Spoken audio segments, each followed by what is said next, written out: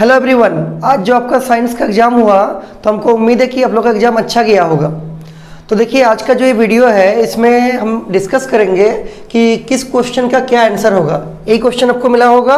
देखिए, हम हर एक क्वेश्चन के आंसर को डिस्कस करते हैं कि आखिरकार कौन क्वेश्चन का क्या आंसर होगा MCQ में, और 2 मार्क्स में, 3 मार्क्स में और 5 मार्क्स में। देखिए, सबसे पहले हम लोग MCQ को डिस्कस करते हैं। आप लोग मिला लीजिए कि आप लोग का सही है कि नहीं है। जैसे पहला question, the weight of hydrogen and oxygen in A molecule of water. तो वाटर का फॉर्मूला आप लोग को मालूम होगा, H2O होता है। तो इसमें हाइड्रोजन का वेट निकालिए, तो weight of hydrogen, weight of क्या, हाइड्रोजन H2। तो हाइड्रोजन का आपको मालूम है 2 एटम यहाँ दिया हुआ है, तो 2 इंटू हाइड्रोजन का जो मास है वो होता है 1, तो कितना हो जाएगा, दिस इज योर 2। ऑक्सीजन का तो यहाँ लिखेंगे वेट ऑफ ऑक्सीजन बराबर ऑक्सीजन का 1 एटम है 1 इंटू ऑक्सीजन का मास होता है 16, कितना हो जाएगा, दिस इज योर 16। तो आपको बोला है weight of hydrogen and oxygen in A molecule of water. तो हाइड्रोजन और ऑक्सीजन का वेट क्या होगा, तो वेट ऑफ हाइड्रोजन को डिवाइड करेंगे वेट ऑफ ऑक्सीजन के साथ, तो क्या होगा, ये 2 से कटेगा, 2 1 का 2, 2 8 16, कितना आ जाएगा, this is your 1:8। So this is your answer. तो सही आंसर हो जाएगा आपको ऑप्शन नंबर बी। क्लियर है। अगला, the formula of aluminium chloride. आप लोग को हम एक तो वैलेंसी वाला चार्ट दिए थे, आप लोग को याद होगा, वैलेंसी का एक चार्ट दिए थे आप लोग को। उसमें देखिएगा एल्यूमिनियम का जो वैलेंसी है वो होता है +3, क्लोराइड आयन Cl इसका वैलेंसी होता है -1। तो इसको क्रिस क्रॉस कीजिए ऐसा और इसको ऐसा, क्या होगा, Al1Cl3। तो Al1 लिखने का जरूरत नहीं है, क्या लिखिएगा, AlCl3। This is your AlCl3, this is your AlCl3। तो इसका सही आंसर होगा एल्यूमिनियम क्लोराइड का क्या, AlCl3, ऑप्शन नंबर बी। अगला क्वेश्चन देखिए, the anion of an element है। आप लोग को मालूम होगा 2 टाइप का आयन होता है। कितना टाइप का आयन होता है, 2 टाइप का। एक को बोलते हैं कैटायन और एक को बोलते हैं क्या, और एक को बोलते हैं हम लोग एनायन। ये जो कैटायन होता है ना, ये पॉजिटिवली चार्ज्ड आयन होता है। जब कोई एटम इलेक्ट्रॉन को लॉस करता है तो क्या फॉर्मेशन करता है, कैटायन। और जब कोई एटम या जब कोई एलिमेंट इलेक्ट्रॉन को गेन करता है, जो नेगेटिव चार्ज्ड आयन होता है, उसको हम लोग क्या बोलते हैं, एनायन बोलते हैं। अब देखिए, आप लोग को बताया था 3 टाइप का फंडामेंटल पार्टिकल्स होता है एटम के अंदर में। एक होता है इलेक्ट्रॉन, एक होता है प्रोटॉन और एक होता है क्या, न्यूट्रॉन। तो इसमें अगर आप ध्यान से देखिएगा तो इलेक्ट्रॉन के पास नेगेटिव चार्ज है, प्रोटॉन के पास पॉजिटिव चार्ज है और न्यूट्रॉन के पास कोई चार्ज नहीं है। मतलब न्यूट्रॉन का तो चार्जलेस पार्टिकल है। तो इलेक्ट्रॉन और प्रोटॉन में जो आपका हल्का पार्टिकल है वो होता है क्या, इलेक्ट्रॉन। इसलिए हमेशा लॉस या गेन किसका होता है, इलेक्ट्रॉन का। अब यहाँ देखिए, एनायन ऑफ एन एलिमेंट बोल रहा है। कोई एलिमेंट का जब एनायन बनेगा तो एनायन का मतलब क्या, नेगेटिव चार्ज आयन। एनायन का मतलब क्या, नेगेटिव चार्ज आयन। क्या होगा, तो अगर कोई नेगेटिव चार्ज आयन बन रहा है, इसमें क्या होगा, मोर इलेक्ट्रॉन होगा, इलेक्ट्रॉन की संख्या ज़्यादा होगा उसके नॉर्मल एटम की तुलना में। एग्जाम्पल के रूप में अगर आप Cl को देखिएगा और Cl- को देखिएगा, तो Cl में जो नंबर ऑफ इलेक्ट्रॉन है वो आपका 17 है, एटॉमिक नंबर के बराबर। लेकिन Cl- को अगर देखिएगा, Cl का एनायन को अगर देखिएगा, तो इसमें जो नंबर ऑफ इलेक्ट्रॉन है, इसमें कितना नंबर ऑफ इलेक्ट्रॉन है, आंसर है 18। तो वही है इसका सही आंसर ए नंबर, कि the anion of an element has more electrons than the क्या, नॉर्मल एटम। कोई दिक्कत। अगला 4 number, the maximum number of electrons that can be present in the second shell of the atom. आप लोगों का formula हम पढ़ाए थे, ये आप लोग पढ़े होंगे। कौन सा फॉर्मूला ना, 2n² का फॉर्मूला, ये वाला फॉर्मूला 2n²। यहाँ पर n क्या है, नंबर ऑफ सेल। तो आपको सेकंड सेल बोला है। कौन सा सेल बोला है, that can be present in the second cell.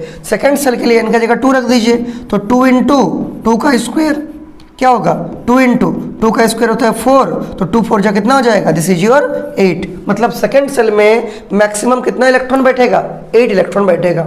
अगला, number of neutron in Na1123, नीचे वाला है एटॉमिक नंबर, ऊपर वाला है क्या, मास नंबर, कितना होगा। तो नंबर ऑफ न्यूट्रॉन निकालने का सबसे आसान तरीका है क्या, इस मास नंबर को एटॉमिक नंबर से माइनस कर दीजिए। ठीक है, आप लोग पढ़े होंगे नंबर ऑफ न्यूट्रॉन n बराबर क्या, mass number A minus atomic number Z। Mass number यहाँ क्या है 23, एटॉमिक नंबर क्या है 11, तो 23 माइनस 11 कर दीजिए, कितना आएगा, this is your 2 and this is your 1। मतलब इसमें आपका नंबर ऑफ न्यूट्रॉन कितना है, 12 है। तो इसका सही आंसर हो जाएगा कितना, ऑप्शन नंबर बी 12। देखिए आप लोग ठीक किए हैं कि नहीं। अगला है देखिए 6 नंबर C612 और C614 R क्या है। तो इन दोनों को अगर ध्यान से देखिएगा, दोनों का नीचे वाला बराबर है, नीचे वाला मतलब एटॉमिक नंबर, और दोनों का ऊपर वाला अलग अलग है, ऊपर वाला मतलब मास नंबर। तो अगर किसी एलिमेंट का एटॉमिक नंबर बराबर होगा, मास नंबर अलग अलग होता है, इसको बोलते हैं क्या, इसको हम लोग बोलते हैं आइसोटॉप। तो इसका सही आंसर क्या हो जाएगा, आइसोटॉप होगा। पढ़े होंगे आप लोग पहले भी, जैसे हाइड्रोजन का पढ़े होंगे 1H1, फिर 1H2, फिर 1H3, ये प्रोटियम, ड्यूट्रियम, ट्राइटियम पढ़े है ना। देखिए नीचे का सबका बराबर है, एटॉमिक नंबर बराबर, मास नंबर अलग अलग, इसको भी हम लोग क्या बोलेंगे, आइसोटॉप बोलेंगे। तो ये सही आंसर इसका क्या हो जाएगा, C612 और C614 दीज ऑल आर क्या, आइसोटॉप्स। ऑप्शन नंबर सी इसका करेक्ट आंसर हो जाएगा, कोई दिक्कत नहीं। अगला क्वेश्चन देखिए बायोलॉजी का है, who discovered cell for the first time, सबसे पहला बार सेल का डिस्कवरी किसने किया था। तो आंसर है रॉबर्ट हुक। तो बहुत फेमस क्वेश्चन है, आप लोग कई बार बायोलॉजी में पढ़े होंगे, बहुत इंपॉर्टेंट क्वेश्चन भी था, इसलिए इसको हम दिए थे। What is called as the power house of the cell, ये भी बड़ा ही अच्छा क्वेश्चन है, इसको बोलते हैं हम लोग mitochondria. This is called as क्या, power house of the cell. Which tissue connects muscle to bone, muscle को बोन से जो जोड़ता है उस टिश्यू का नाम क्या है, उसको बोलते हैं हम लोग टेंडन। क्या बोलेंगे उसको, टेंडन, याद रहेगा। अच्छा अगला, the contact area of two neuron, जहाँ पर दो न्यूरॉन ज्वाइन होता है उसका जो कॉन्टैक्ट एरिया है उसको क्या बोलते हैं, उसको बोलते हैं साइनेप्स। ये भी आप लोग पढ़े होंगे, न्यूरॉन के बारे में था पढ़ना, उसी में था ये वाला, क्या होगा इसका, synapse. Synapse is the contact area of the two neuron. अगला ये फिजिक्स का क्वेश्चन है, ऐसा यूनिट ऑफ एक्सेलरेशन इज, आप लोग को मालूम होगा एक्सेलरेशन का मतलब होता है rate of change of velocity. मतलब जब हम लोग वेलोसिटी को टाइम से डिवाइड करेंगे तब हम लोग का निकलेगा क्या, एक्सेलरेशन। वेलोसिटी का यूनिट होता है मीटर पर सेकंड और टाइम का यूनिट हो जाएगा फिर से सेकंड। इसको ऊपर ले जाइए तो सेकंड कटेगा नहीं, क्या ऊपर जाके क्या होगा, ये मीटर पर सेकंड स्क्वायर हो जाएगा। इसका मतलब एक्सेलरेशन का जो ऐसा यूनिट होता है वो क्या हो जाएगा, metre per second square. Option number इसका सी करेक्ट होगा। बोलिए कोई दिक्कत, क्लियर है ना। अगला rate of change of displacement, देखिए रेट जहां पर भी वर्ड आता है ना वहां पर वो टाइम से डिवाइड होता है। तो जब डिस्प्लेसमेंट को टाइम से डिवाइड कीजिएगा, क्या बोल रहे हैं, जब डिस्प्लेसमेंट को टाइम से डिवाइड कीजिएगा तब क्या निकलेगा, तो क्या निकलेगा, वेलोसिटी निकलेगा। तो rate of change of displacement is called as क्या, वेलोसिटी। पढ़े थे आप लोग, दिस इज कॉल्ड एज क्या, वेलोसिटी। अगर बोलता है rate of change of velocity तब आपका होता है क्या, एक्सेलरेशन। अगर वेलोसिटी को टाइम से डिवाइड करते हैं तब निकलता है एक्सेलरेशन, लेकिन जब डिस्प्लेसमेंट को टाइम से डिवाइड करते हैं तब निकलता है क्या, वेलोसिटी। अगला 1 न्यूटन में कितना डाइन, कितना बार बताया है, दिस इज योर 10 का power 5 dyne. Option number B is your correct answer. अगला देखिए kilogram metre per second square, जब भी इस टाइप का क्वेश्चन आएगा कैसे सॉल्व करना है, kilogram metre per second square. बोलिए अच्छा इसमें क्वेश्चन है इज द यूनिट ऑफ, किसका यूनिट है ये, तो यहीं से देखते हैं किलोग्राम क्या है, मास का यूनिट है, तो लिख देंगे मास। अच्छा ये क्या है, मीटर पर सेकंड स्क्वायर, ये एक्सेलरेशन का यूनिट है, किसका यूनिट है, एक्सेलरेशन का। तो यहाँ पर हो जाएगा क्या, ए। और बोलिए एम इंटू ए को हम लोग क्या बोलते हैं, फोर्स बोलते हैं। न्यूटन का second law of motion, second law के ऊपर क्वेश्चन भी तो था, मतलब लॉज ऑफ मोशन के ऊपर क्वेश्चन भी था। फर्स्ट लॉ भी लिखने दिए थे, सेकंड लॉ भी, थर्ड लॉ भी लिखे होंगे आप लोग, अभी तुरंत डिस्कस कर रहे हैं उसको हम लोग। तो ये जो एम इंटू ए आ रहा है, किलोग्राम हो गया मास का यूनिट और मीटर पर सेकंड स्क्वायर हो गया किसका, एक्सेलरेशन का यूनिट। ये हो गया आपका फोर्स के बराबर, M into A equal to force, Newton का सेकंड लॉ ऑफ मोशन। तो इज द यूनिट ऑफ क्या, is the unit of force. Option number D सही हो जाएगा। अगला क्वेश्चन देखिए छोटा सा न्यूमेरिकल है, the weight of the 20 kg child. अच्छा वेट निकालना है 20 kg चाइल्ड का at the centre of the earth. आप लोग को मालूम है कि वेट जो फॉर्मूला होता है ना, ये होता है क्या, W बराबर m इंटू जी। एक्चुअली m इंटू ए होता है और हम लोग अर्थ के लिए m इंटू जी यूज करते हैं। तो देखिए यहाँ पर मास तो है आपका 20 kg, लेकिन जी ध्यान रखिएगा, ये जो स्मॉल जी है ना जिसको बोलते हैं एक्सेलरेशन ड्यू टू ग्रेविटी, ये जो स्मॉल जी है इसका वैल्यू फिक्स नहीं होता है, ये लोकेशन टू लोकेशन चेंज करते रहता है। तो यहाँ पर क्या बोला है, at the centre of the earth. कई बार आप लोग को बताए थे अर्थ का सेंटर में इस स्मॉल जी का वैल्यू 0 होता है, और जब जी का वैल्यू 0 हो गया, 0 इंटू 20 क्या आएगा, दिस इज योर 0। इसका मतलब जो वेट होगा किसी चाइल्ड का जिसका मास है 20 kg अर्थ का सेंटर में, उसका वेट अर्थ का सेंटर में कितना हो जाएगा, 0। सही आंसर होगा ऑप्शन नंबर ए क्या, 0। कोई दिक्कत। रेट ऑफ डूइंग वर्क, देखिए रेट का मतलब टाइम से डिवाइड करना है, तो इसका मतलब क्या, वर्क को आपको टाइम से डिवाइड करना है, और जब वर्क को टाइम से डिवाइड करते हैं उसको हम लोग क्या बोलते हैं, work done per unit time is called as power. क्या हो जाएगा, पावर। देखिए पावर कहाँ है, ऑप्शन नंबर बी में। रुकिए देख लेते हैं ये ग्रीन कलर आप लोग को ठीक से विजिबल हो रहा है कि नहीं। हाँ पूरा दिख रहा है क्लियर, कोई इसमें चिंता नहीं है। देखिए तो rate of doing work is called as क्या, this is called as power. कोई दिक्कत। अगला क्वेश्चन देखिए, question number what will be the, question number 17, what will be the kinetic energy of a body when its velocity is half. है इसको तो solve करना पड़ेगा, आप लोग करवाए भी थे हम क्लास में। जब हम लोग वेलोसिटी को हाफ कर देंगे तो काइनेटिक एनर्जी के ऊपर क्या फर्क पड़ेगा। देखिए सॉल्व करते हैं इसको। तो काइनेटिक एनर्जी के ही लिखते हैं इसको, ये होता है क्या, हाफ एम बी स्क्वायर। इसको इक्वेशन 1 कर देते हैं। अच्छा सेकंड केस में क्या बोला है, इसका ये केस 1 लिख देते हैं, दिस इज योर केस 1।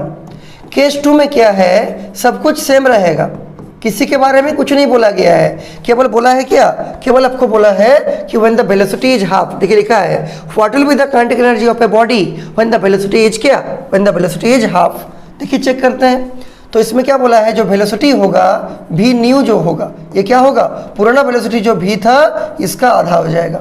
तब निकाली काइनेटिक एनर्जी, तब जो आपका नया काइनेटिक एनर्जी निकलेगा, काइनेटिक एनर्जी न्यू, फॉर्मूला तो वही होगा half into M into B square, लेकिन अब भी क्या है, भी न्यू का स्क्वायर, क्योंकि वेलोसिटी चेंज हो गया है।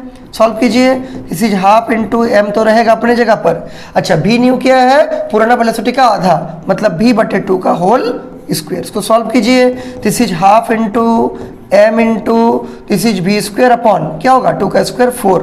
ये 1/4 को बाहर कर दीजिए, तो 1/4 बाहर चला गया और ये हो गया half into M into B का स्क्वायर। अब ये 1/4 आपका बाहर ही रहेगा और ये half M B square. Half M B square क्या है, पुराना kinetic energy, this is your kinetic energy. इसका मतलब जो आपका नया काइनेटिक एनर्जी बनेगा वेलोसिटी को हाफ कर देने से, वो पुराना काइनेटिक एनर्जी का 1/4 हो जाएगा। कितना हो जाएगा, 1/4।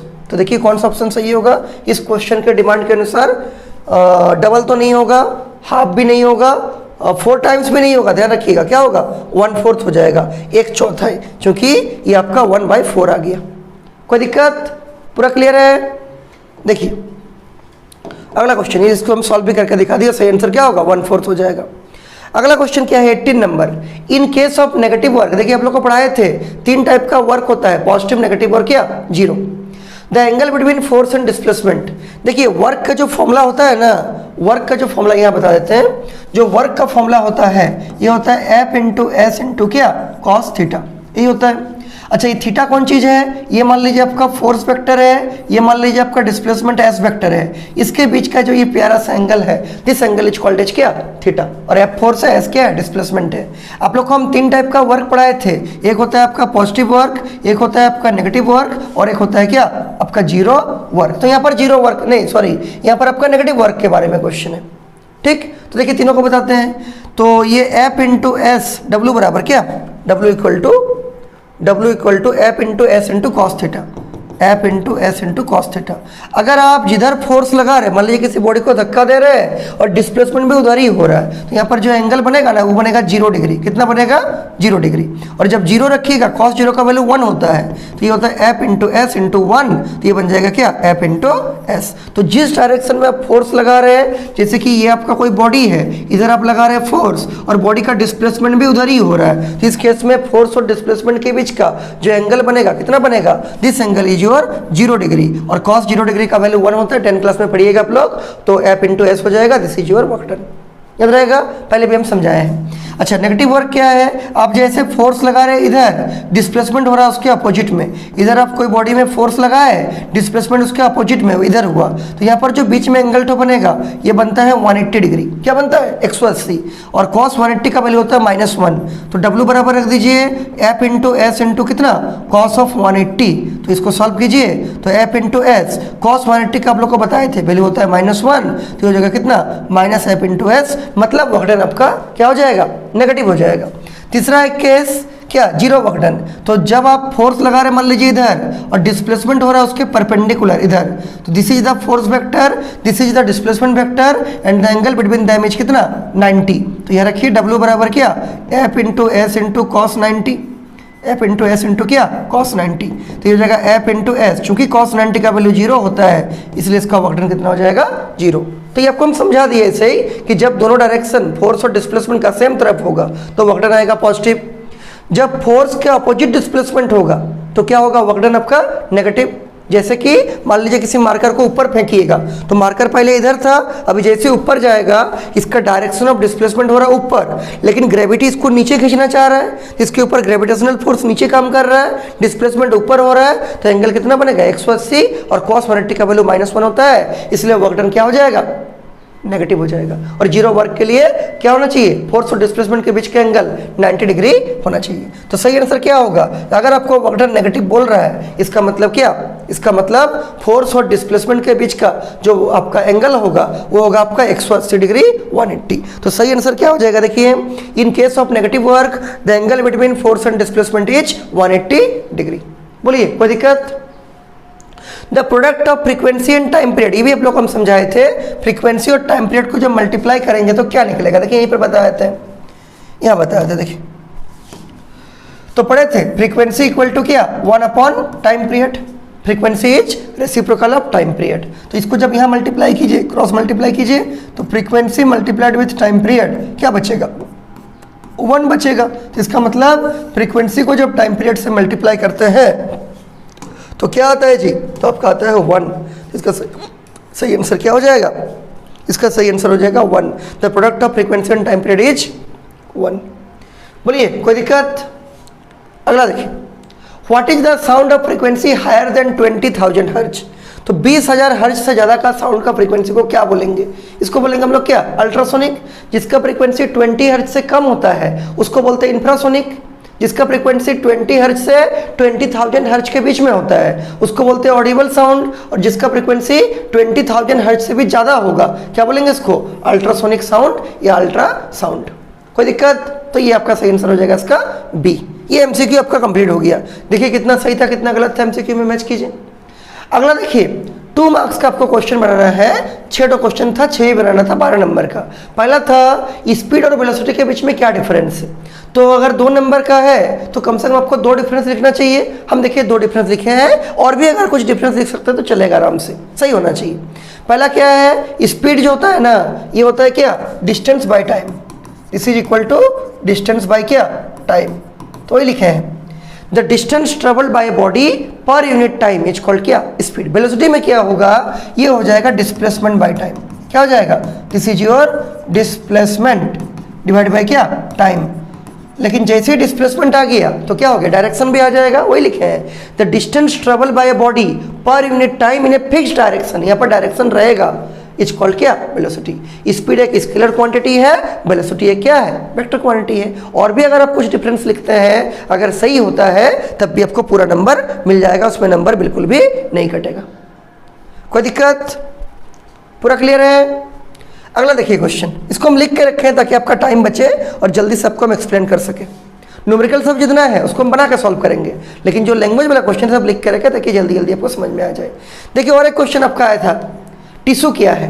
तो बहुत सिंपल सा है, a group of cell similar in structure, structure में सेम रहेगा, दैट वर्क टुगेदर, साथ में काम करेगा, to perform a particular function, किसी काम को करने के लिए साथ में काम करता है, स्ट्रक्चर में सिमिलर होता है। ऐसा ग्रुप ऑफ सेल को, ऐसा क्या ग्रुप ऑफ सेल को हम लोग प्यार से क्या बोलते हैं, टिश्यू बोलते हैं।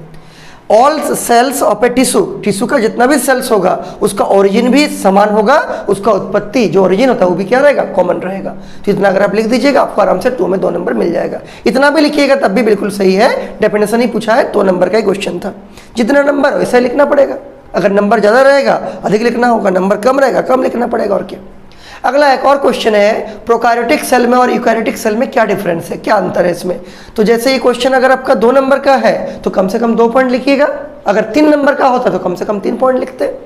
हम यहाँ 3 पॉइंट लिख के दिखाए हैं। प्रोकैरियोटिक में न्यूक्लियस आपका एब्सेंट रहता है और यहाँ पर यूकैरियोटिक में आपका न्यूक्लियस प्रेजेंट रहता है। साइज ऑफ द जो सेल होता है वो छोटा होता है, स्मॉल होता है। इसका जो साइज ऑफ सेल है वो जनरली क्या होता है, लार्ज होता है। इट कंटेंट्स सिंगल क्रोमोजोम, इसमें सिंगल क्रोमोजोम होता है, जबकि इट कंटेंट्स मोर देन 1 क्या, क्रोमोजोम। अगर 2 नंबर का क्वेश्चन है तो कम से कम कितना पॉइंट लिखिएगा, 2 पॉइंट, याद रहेगा।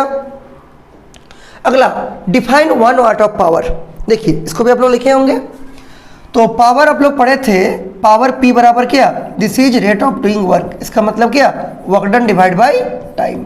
जब वर्क डन को टाइम से डिवाइड करते हैं तो क्या निकलता है, पावर निकलता है।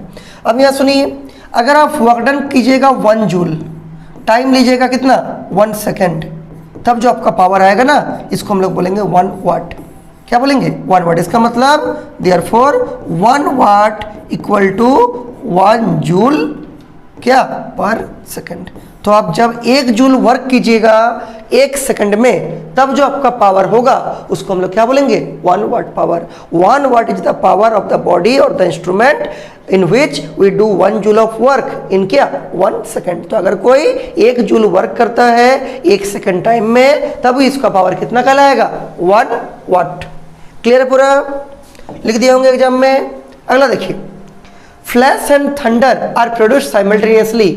पढ़ाई भी थे आप लोग क्लास में कि आसमान में जब आपका लाइटनिंग होता है, बिजली चमकता है, तो उसका जो आवाज़ है और उसका जो लाइट है वो आपका साथ साथ होता है। But thunder is heard a few seconds after the flash is seen. पहले आपको लाइट दिखता है, थोड़ा देर के बाद उसका आवाज़ सुनाता है। ऐसा क्यों?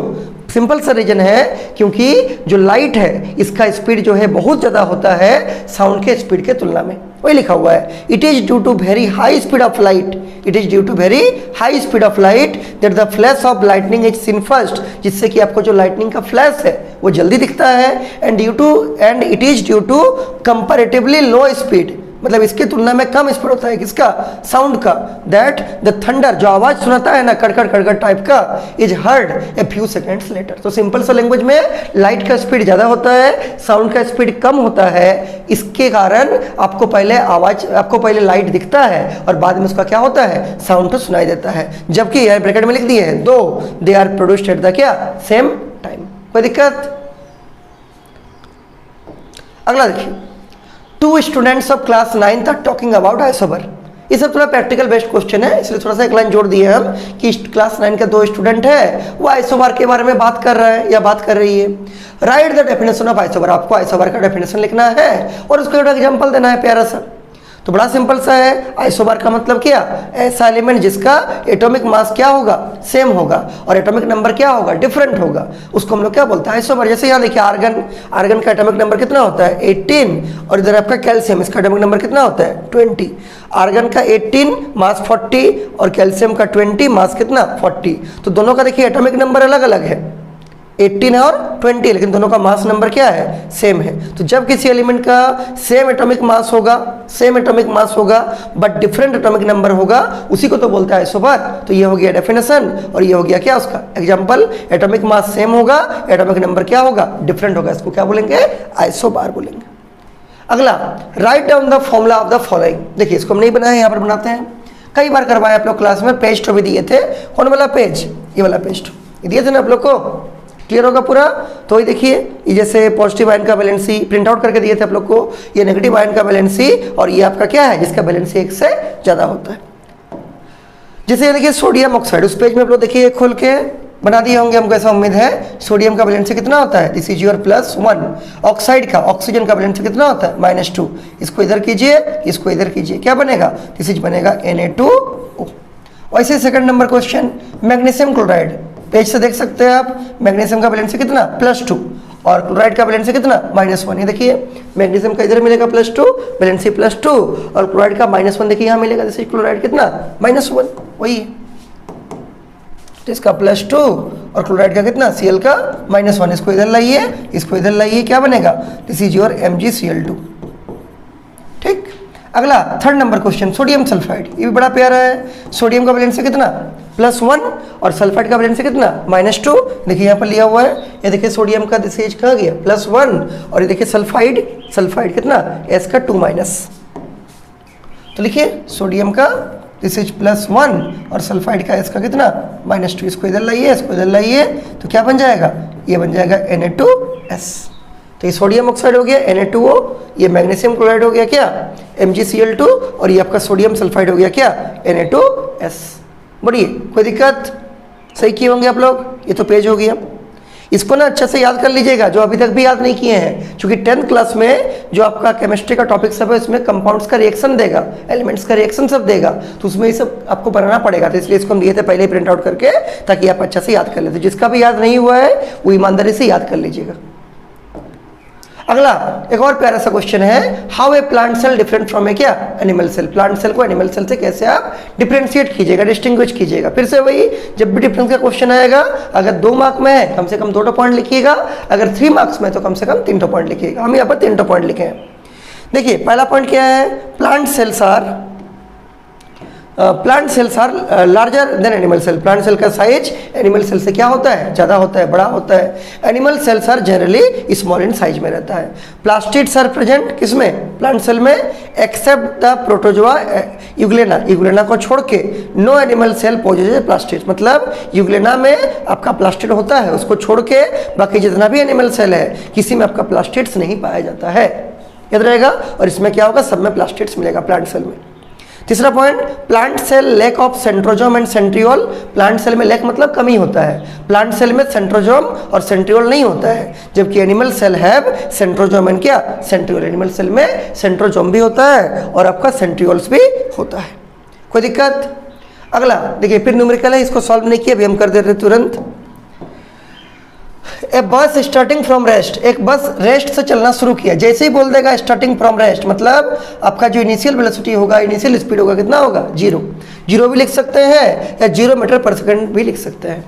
विथ यूनिफॉर्म एक्सीलरेशन ऑफ इतना, तो आपको एक्सीलरेशन ए दिया हुआ है कितना, दिस इज ए बराबर your 0.1 metre per second square, metre per second क्या स्क्वायर फॉर 2 मिनट्स। अच्छा यहाँ टाइम में देखिए, ये मिनट में दिया है 2 मिनट, इसको किस में चेंज करना पड़ेगा, सेकंड में, तो 2 × 60 विच विल गिव कितना 120 सेकंड। क्लियर है। ए बस स्टार्टिंग फ्रॉम रेस्ट, तो u बराबर 0 with uniform acceleration of this 0.1, ए बराबर 0.1 इन 2 मिनट्स, 2 मिनट्स मतलब कितना 120 सेकंड। तो डाटा था जो क्वेश्चन से समराइज किए। पहला क्वेश्चन इसमें ए नंबर बोल रहा है, 2 क्वेश्चन दिया हुआ है। स्पीड एक्वायर्ड, उसको कितना स्पीड आपको होगा लास्ट में, तो आपको क्या पूछा, बी निकालने बोला है। तो हम लोग फॉर्मूला पढ़े हैं, काइनेमेटिक्स का 3 फॉर्मूला था ना, बी बराबर क्या u प्लस ए इंटू टी। बड़ा सिंपल सा है, u आपका 0 है, रेस्ट से चलना शुरू किया, ए आपको दिया है कितना 0.1 और आपको टाइम कितना दिया है 2 मत रख दीजिएगा 120 सेकंड में 120। पॉइंट को हटाइए, नीचे कितना लगेगा 10 लगेगा, 0 से 0 कटेगा, कितना बचेगा 0 + 12, सो दिस इज योर कितना 12 मीटर पर सेकंड। यूनिट को भी लिखना है, यूनिट अगर नहीं लिखिएगा आपका उसमें हाफ मार्क्स कटता है। अगला देखिए, पहला पार्ट कैंसिल हो गया, स्पीड एक्वायर्ड, बी बराबर u प्लस टी, बड़ा सिंपल सा था, u की जगह 0, ए की जगह 0.1 और टी की जगह कितना 120। पॉइंट हटा, नीचे लगा 10, 0 0 कटा, 12 × 1 कितना आ जाएगा 12 मीटर पर सेकंड। अच्छा बी नंबर क्या है इसका सही आंसर, डिस्टेंस ट्रेवल, आप लोग पढ़े हैं, एस बराबर क्या ut plus half A T square. Equation of motion जो है, एस मतलब क्या डिस्टेंस या डिस्प्लेसमेंट, u कितना है तो u तो आपका 0 है। अच्छा टाइम कितना है, टाइम है आपका 120, चूंकि था ना 2 मिनट्स, तो 1 मिनट में 60 सेकंड, 2 मिनट में 120 सेकंड, प्लस हाफ इंटू ए कितना है बोलिए, ए है आपका 0.1 इंटू टी स्क्वायर, टी कितना है आपका 120, so this is your 120 multiplied with कितना 120 स्क्वायर है। ये तो खत्म हो गया 0 से मल्टीप्लाई होके। इसका देखिए क्या हालचाल है, पॉइंट हटेगा, नीचे लगेगा 10, ये 0 से 0 कट जाएगा। अच्छा ये भी कटेगा, 2 से कटेगा, कितना होगा 2 छक 12, और तो नहीं कटेगा, नहीं 12 छक कितना होता है, 12 छक होता है 72 और एक 0 है 720। अच्छा दिस इज 720, यूनिट क्या हो जाएगा डिस्टेंस है, तो डिस्टेंस हो चाहे डिस्प्लेसमेंट हो, यूनिट क्या होता है मीटर। क्लियर है पूरा, हाफ रख दिए, एक जगह रख दिए 0.1 टी स्क्वायर, टी कितना है टी आपका 120, तो 120 इंटू 120, 1 0 पहले 1 0 से कटा, 2 से कटा, 2 छक 12, 12 छक 72 तो 0 कितना हो जाएगा 720 मीटर। आगे देखें, क्लियर है पूरा। अगला न्यूटन 3 लॉज ऑफ मोशन, आपको न्यूटन का 3 लॉ लिखना है। देखिए फर्स्ट लॉ क्या बोलता है, a body at rest will try to remain at rest, a body in motion will try to remain in motion in the same direction, जब तक कि उसके ऊपर कोई क्या अनबैलेंस्ड फोर्स काम नहीं करे। वही लिखा हुआ है कि जो बॉडी रेस्ट में है वो रेस्ट में रहना चाहता है, जो बॉडी मोशन में है वो सेम डायरेक्शन में मोशन में रहना चाहता है। कब तक, जब तक कि उसके ऊपर कोई अनबैलेंस्ड एक्सटर्नल फोर्स काम नहीं करे। अनबैलेंस्ड क्यों लिखना है, क्योंकि बैलेंस फोर्स से मोशन तो नहीं होगा इसीलिए। वही लिखना है फर्स्ट लॉ। सेकंड लॉ क्या है, rate of change of momentum जो होता है वो किसके प्रोपोर्शनल होता है, फोर्स का। F बराबर कहाँ गया इधर, F बराबर dp by dt। The rate of change of momentum of a body is directly proportional to क्या, फोर्स अप्लाइड। पढ़े होंगे आप लोग, that is F proportional to dp by dt, या F बराबर, इसको जब सॉल्व करते हैं ना P के जगह पर m इंटू भी रखते हैं, मोमेंटम बराबर मास इंटू वेलोसिटी, जब निकालते हैं सॉल्व करते हैं तो ये निकलता है लास्ट में क्या, F बराबर m इंटू a। और थर्ड लॉ तो सबको मालूम है, अच्छा से याद भी होगा, to every action there is an equal and opposite क्या, रिएक्शन। अच्छा अगर कोई 3 लॉ मान लीजिए 3 नंबर का है, कोई 1 ठो लॉ लिख दिया, 2 ठो लॉ लिख दिया, तो क्या उसको 0 नंबर मिलेगा, आंसर है नहीं, स्टेप मार्किंग मिलेगा। स्टेप मार्किंग मतलब अगर 3 लॉ था 3 नंबर के लिए, 1 लिखा तो 1 मिलेगा, 2 ठो लॉ लिखा तो 2 नंबर मिलेगा, तीनों का तीनों लिख दिया सही है तो 3 में 3 मिल जाएगा, कोई दिक्कत। अगला फिर एक देखिए छोटा सा क्वेश्चन है, ये आपका केमिस्ट्री का है।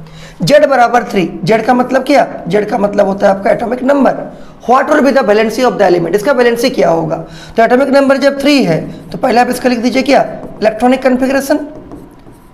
इलेक्ट्रो पढ़े होंगे आप लोग केमिस्ट्री में, इलेक्ट्रॉनिक कन्फिग्रेशन क्या हो जाएगा बोलिए, 2,1 के सेल में मैक्सिमम 2 इलेक्ट्रॉन बैठेगा और 3 तो टोटल इलेक्ट्रॉन है तो एल में कितना बैठ जाएगा 1। This is your K shell and this is your क्या, एल सेल। एल सेल जो है आपका आउटरमोस्ट सेल है।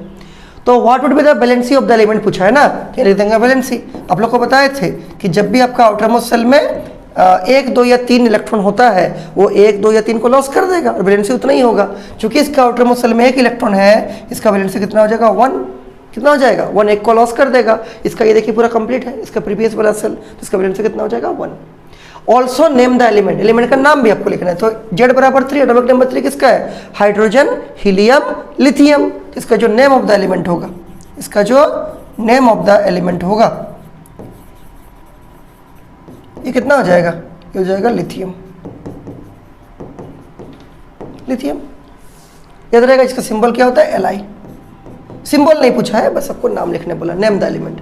अच्छा सिंबल भी बोला है, राइट इट सिंबल, तो सिंबल लिख दीजिए Li, या फिर यहाँ लिख दीजिएगा अलग से सिंबल क्या, Li, अलग से जब पूछा है सिंबल वहाँ भी लिखने से चलेगा, उसमें कोई दिक्कत नहीं है। हाइड्रोजन, हीलियम, लिथियम याद रहेगा, कोई इसमें चिंता नहीं है। वैलेंसी हो गया 1, name of the element lithium, symbol हो गया Li। क्लियर है पूरा। अगला क्वेश्चन देखिए, हाँ, हु डिस्कवर्ड न्यूट्रॉन, मालूम है जेम्स चैडविक, क्या न्यूटन का आपका डिस्कवरी किए। अगला क्वेश्चन है, Mohit throws a ball of mass 2000 gram. देखिए ऐसा यूनिट में नहीं है ग्राम, उसको किलोग्राम में चेंज करना पड़ेगा। तो बोलिए मास हो गया 2000 ग्राम, किलोग्राम में चेंज कीजिए, डिवाइड बाय 1000, तो 2000 को 1000 से भाग दीजिए, इतना क्या किलोग्राम, 0 0 कट गया, कितना बचा, दिस इज योर 2 किलोग्राम। कोई दिक्कत। विथ ए वेलोसिटी ऑफ इतना, Mohit throws a ball of mass इतना विथ ए वेलोसिटी ऑफ इतना, फाइंड द मोमेंटम। अच्छा वेलोसिटी भी दिया हुआ है, भी लिख सकते हैं कितना, दिस इज योर 25, ऐसा यूनिट में है metre per second. Find the momentum, बड़ा ही प्यारा क्वेश्चन है। आपको बोला है मोमेंटम निकालने, क्या निकालना बोला है, मोमेंटम, जिसका सिंबल होता है P। P बराबर क्या, mass into velocity, mass into velocity. तो बोलिए मास कितना है m, this is 2 kg। Velocity कितना है, वेलोसिटी है आपका 25 मीटर पर सेकंड। सॉल्व कीजिए तो 25 दुगने कितना हो जाएगा 50, और यूनिट क्या होगा kilogram metre per second. This is kilogram metre per second. कोई दिक्कत, कुछ नहीं करना था। ये जो मास आपका CGS में दिया था ग्राम में, इसको किलोग्राम में चेंज कर दीजिए और वेलोसिटी से मल्टीप्लाई कर दीजिए, आपका आराम से क्या निकल जाएगा मोमेंटम। मोमेंटम बराबर क्या होता है, मास इंटू वेलोसिटी। इतना तो याद होना चाहिए। अगला क्वेश्चन, अच्छा ये देखिए, ये भी बहुत प्यारा क्वेश्चन है। Calculate the molecular mass of the following. तो आप लोग का मास के लिए भी तो अलग से पेज दिए थे, जैसे आप लोग को याद होगा ये वाला पेज तो सबको दिए थे प्रिंट आउट करके, ठीक है, 1-2 दिन हम दिए थे, जो जो क्लास में थे सबको मिला है वाला पेज तो। देखिए इसी के ऊपर आपका क्वेश्चन है, HNO3। HNO3 का आपको मास निकालना है, बड़ा ही सिंपल सा है, H नाइट्रिक एसिड NO3। बोलिए कैसे निकलेगा। तो हाइड्रोजन का एटम है 1, हाइड्रोजन का मास होता है 1, प्लस नाइट्रोजन का एटम है 1, नाइट्रोजन का मास कितना होता है 14, ऑक्सीजन का 3 इंटू ऑक्सीजन का मास कितना 16। सॉल्व कीजिए इसको, दिस इज 1 प्लस 14 और प्लस ए नीचे लिख के करते हैं साइड में, 1 प्लस दिस इज 14 और प्लस वाला दिया कितना 48। तो जोड़िए इसको, 48 को 14 में और 1 में, तो 8 4 12 और 1 13 का 3, हाथ में रहा 1, 4 के 5 और 1 कितना 6, दिस इज योर कितना हो जाएगा 63 U। U का मतलब यूनिफाइड मास। बोलिए कोई दिक्कत? B number H2SO4 sulphuric acid बनाइए। हाइड्रोजन का 2 एटम है, मास है 1, सल्फर का 1 एटम है, मास है कितना 32, ऑक्सीजन का 4 एटम है, मास है कितना 16। सॉल्व कीजिए, दिस इज योर 2 + 32, 16 चौके कितना 64, याद रहेगा? ठीक, जोड़िए 64 32 और यहाँ 2, 4 और 2 6 और 2 कितना, दिस इज 8, 6 और 3 कितना 9, दिस इज योर 98।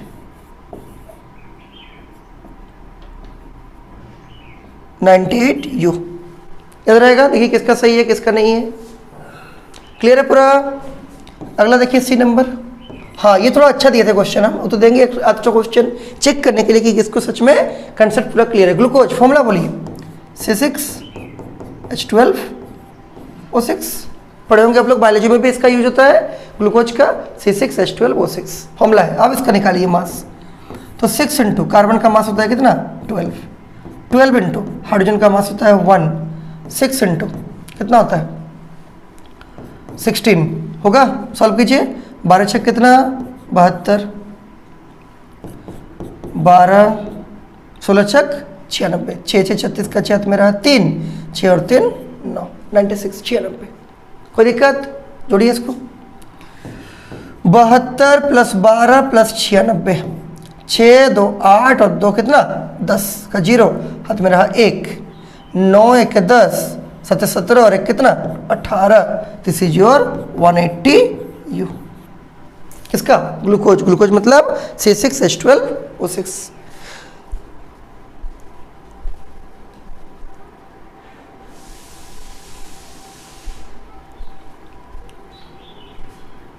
कोई दिक्कत? पूरा क्लियर है? कुछ नहीं, ग्लूकोज का फॉर्मूला C6H12O6, 6 इंटू कार्बन का मास हो गया 12, 12 इंटू हाइड्रोजन का मास हो गया 1, 6 इंटू ऑक्सीजन का मास हो गया कितना 16, 12 6 72, 12 16 6 कितना 96। अगला देखिए,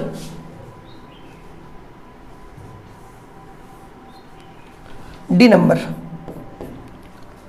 H2O। ये तो आप लोग को ऐसे ही मुंह जबानी याद रहेगा, 2 इंटू 1, 1 इंटू 16, 2 + 16 कितना हो जाएगा 18 U। अगला थोड़ा दिए थे ना E। 5 क्वेश्चन है, एक एक नंबर का है।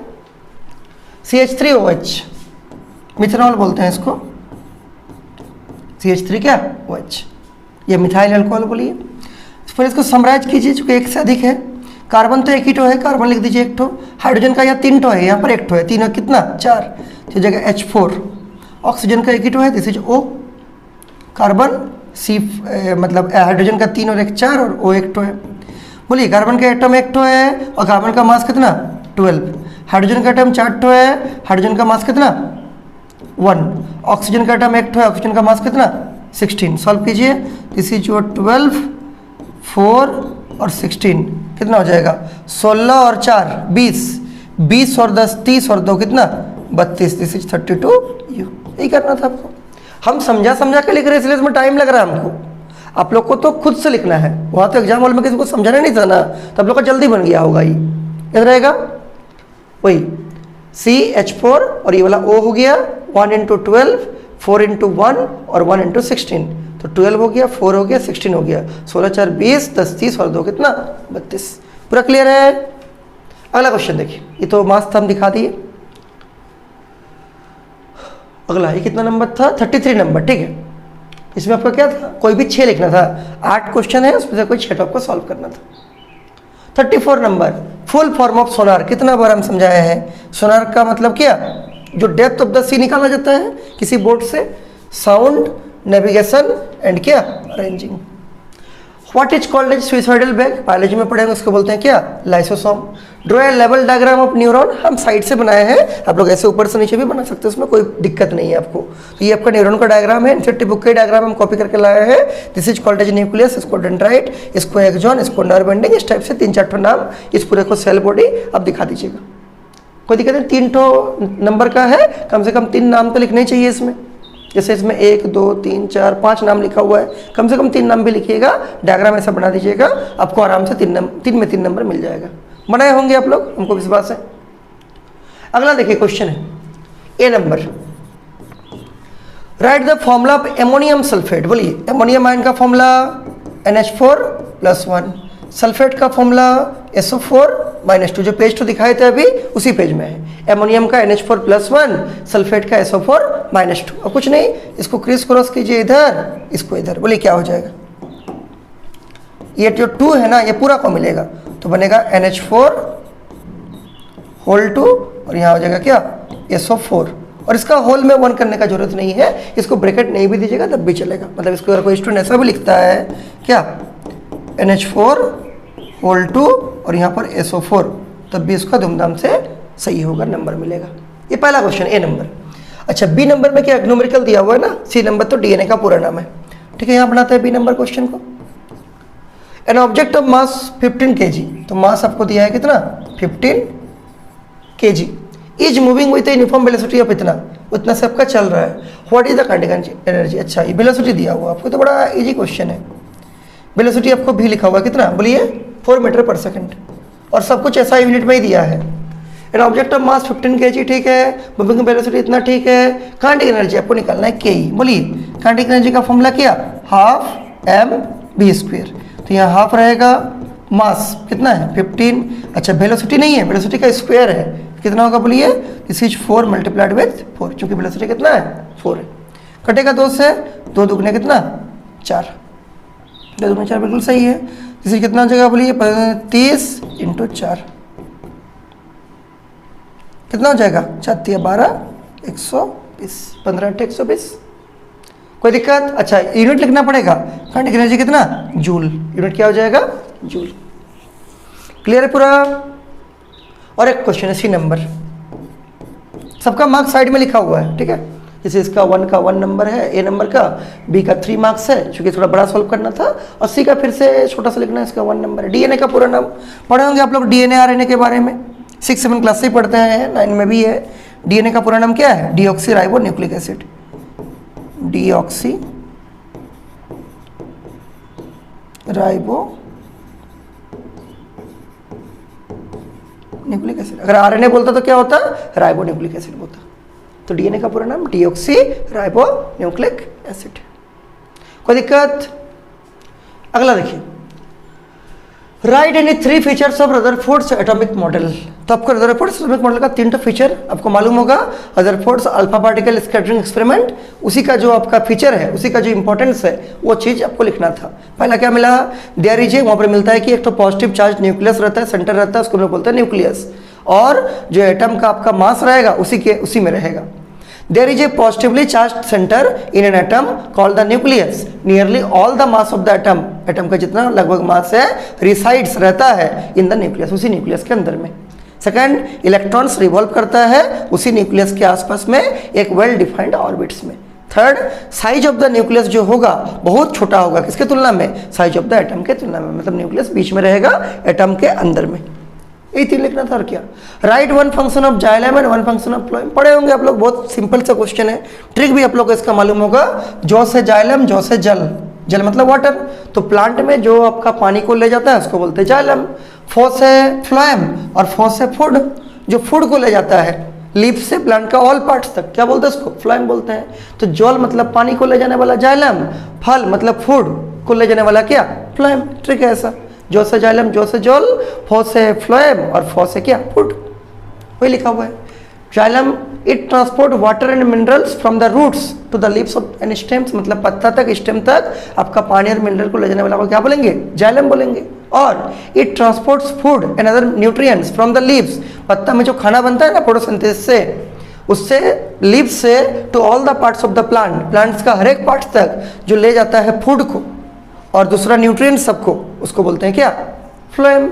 1 नंबर का है, मतलब एक एक नंबर का, इसमें एक नंबर, इसमें एक नंबर, आराम से 2 नंबर मिल जाएगा, सब पड़ा हुआ चीज़ आपका। अगला, डायग्राम सोच position of different meristematic tissue, ये एक मेरिस्मेटिक टिश्यू का डायग्राम है, एनसीईआरटी बुक का डायग्राम है।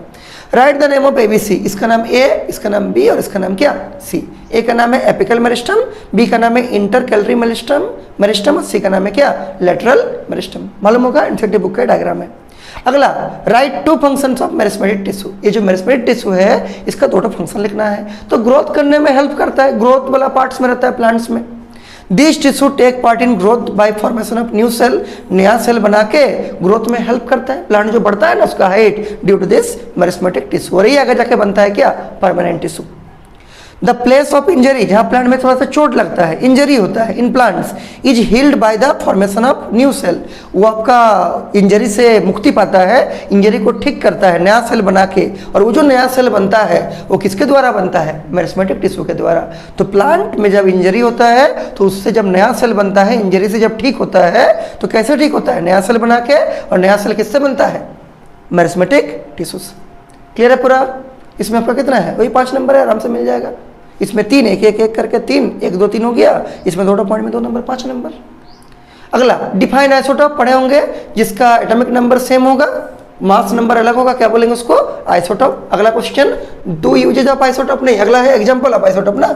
एग्जांपल में क्या है, 6C12, 6C13, 6C14 कार्बन का 3 आइसोटोप है। बहुत एग्जांपल है। हाइड्रोजन का आइसोटोप आपको मालूम होगा, 1H1, 1H2, 1H3, इसमें भी देखिए क्या है, एटॉमिक नंबर बराबर है और मास नंबर डिफरेंट है। इसको बोलते हैं प्रोटियम, इसको बोलते हैं ड्यूट्रियम, और लास्ट वाला को क्या बोलते हैं, ट्राइटियम। क्लोरीन का आइसोटोप पढ़े होंगे आप, क्या होता है, 17Cl35, इसका 2 होता है, और होता है क्या 17Cl37 क्लोरीन का, याद रहेगा। तो कोई भी एक तो एग्जाम्पल देते हैं, या तो इसको या तो इसको या तो उसको, आराम से आपका मिल जाता नंबर। एक तो एग्जाम्पल बोला था 1 नंबर का, ये पूरा एग्जाम्पल में आएगा, केवल इसको लिखने से काम नहीं चलेगा, ये पूरा या फिर ये पूरा, कोई भी एक सेट आपको लिखना पड़ता है। 2 यूजेज ऑफ आइसोटोप आप लोग को मालूम है, आइसोटोप ऑफ आयोडीन, यहाँ 3 यूज लिखे हैं, आपको 2 बोला है, कोई आप 2 लिखते तब भी आपका चलता। Isotope of iodine is used in the treatment of goitre, goitre जो बीमारी होता है ना, उसका ट्रीटमेंट में आयोडीन का आइसोटोप का यूज होता है। दूसरा, isotope of cobalt is used in the, यहाँ पर दा होगा, थोड़ा टाइपिंग में दिक्कत हो गया था, मिसप्रिंट हुआ था, इन द ट्रीटमेंट ऑफ क्या, कैंसर। तीसरा, isotope of uranium is used as fuel in the nuclear reactor, कोई भी 2 लिखते काम चल जाता। अगला, कैपिटल जी, बड़ा ही important concept, universal gravitational constant हम ब्रैकेट में लिख भी दिए थे, ताकि कोई बच्चा को किसी भी तरह का समझने में दिक्कत नहीं हो। इसका आपको पूछा यूनिट, वैल्यू नहीं पूछा, आपको तो वैल्यू भी याद होना चाहिए, हम कराए थे। कैसे निकलता है इसका यूनिट बोलिए तो, देखिए पेज, हाँ पेज रखे हैं इसमें, देखिए तो हम लोग को पढ़ाए थे, F बराबर क्या, G into M1 into M2 by R का स्क्वायर। 2 बॉडी के बीच में जो आपका फोर्स लगता है, क्रॉस मल्टीप्लाई किया, आपको कैपिटल जी का यूनिट चाहिए ना, क्रॉस मल्टीप्लाई कीजिए, तो F into R square, class में भी हम करवाए थे, G into M1 into M2, इसे M1 इंटू M2 को नीचे लाइए, तो F into R square divide by किया M1 इंटू M2 बराबर होगा कैपिटल जी। एक बार घुमा के लिखिए, देयरफॉर कैपिटल जी बराबर क्या, F into R square divide by M1 multiplied with M2। बड़ा सिंपल सा है। F क्या है, फोर्स, इसका यूनिट क्या हो जाएगा, Newton.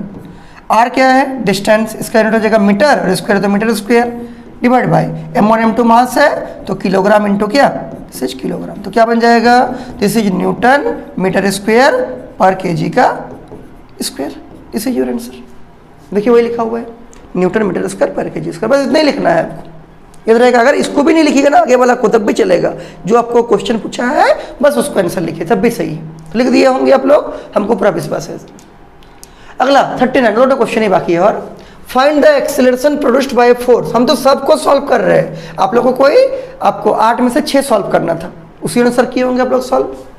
Find the acceleration produced by force, आपको ए निकालना है, नंबरिंग दे दीजिएगा, ए नंबर का एक्सेलरेशन आपको निकालना है, ए बराबर question mark bye a force of 36 Newton. F बराबर कितना, this is your 36 Newton acting on a body of 6 kg, तो मास आपको दिया है कितना, 6 kg। जैसे समराइज करना पड़ता है, एक्सेलरेशन आपको निकालना है, फोर्स दिया हुआ है बाय इतना, ठीक है, acting on a body of 6 kg, बिल्कुल सही है, बहुत सिंपल सा है। एफ बराबर एम इंटू ए, क्या लिखेंगे ब्रैकेट में, Newton second law, from Newton second law, तो लिख दीजिए एफ की जगह 36, एम की जगह 6 इंटू ए, 6 को नीचे लाइए, 36 बटे कितना 6 बराबर ए, 6 6 36, देयरफॉर ए बराबर कितना हो जाएगा 6 मीटर पर सेकंड स्क्वायर।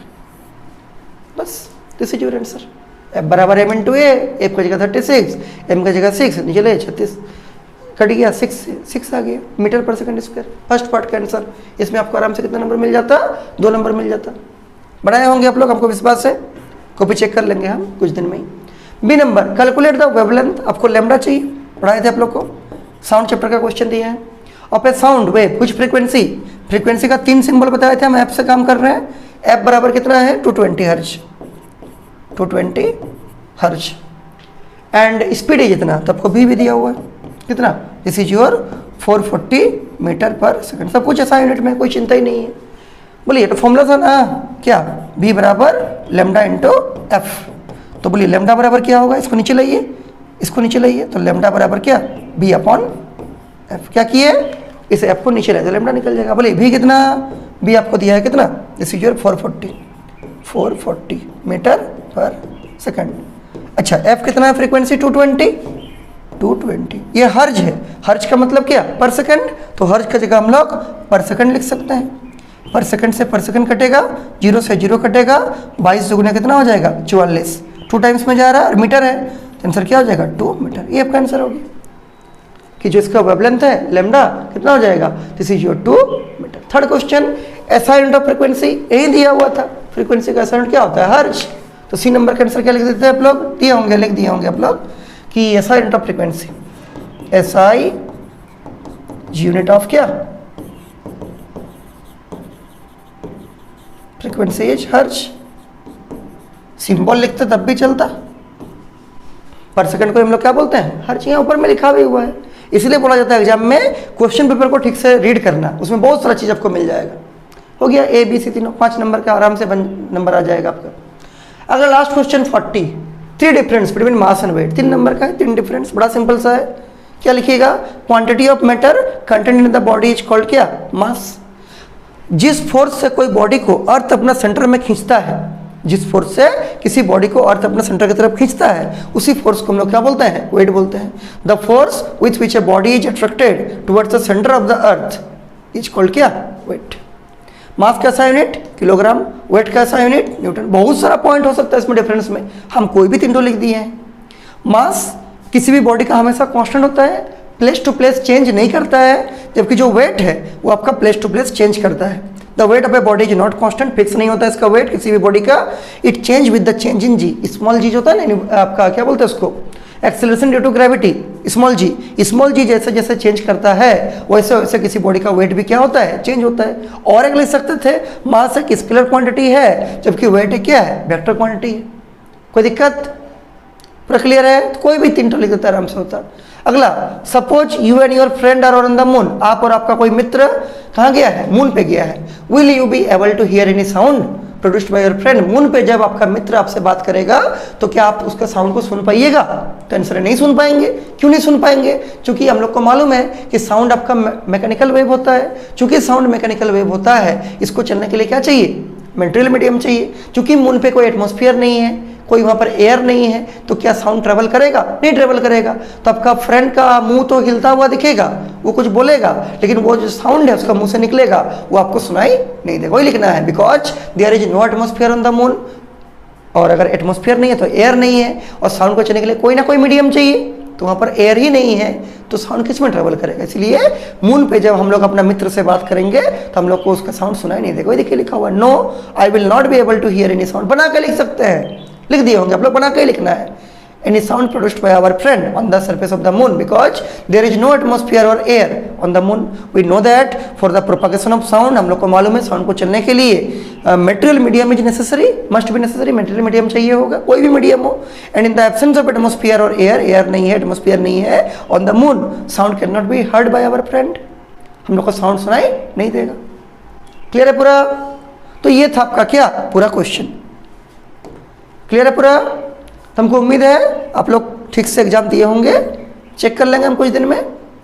तो जिसका भी एग्जाम ठीक से नहीं किया तो अभी से अच्छा से पढ़िए, ताकि जो नियर का एग्जाम है, आगे वाला जो आने वाला एग्जाम है वो आपका अच्छा जाए। और जिसका अच्छा एग्जाम गया है उसके लिए कॉन्ग्रेचुलेसन। ठीक है, फिर आप लोग आराम से पढ़ाई करते रहिए। ठीक है।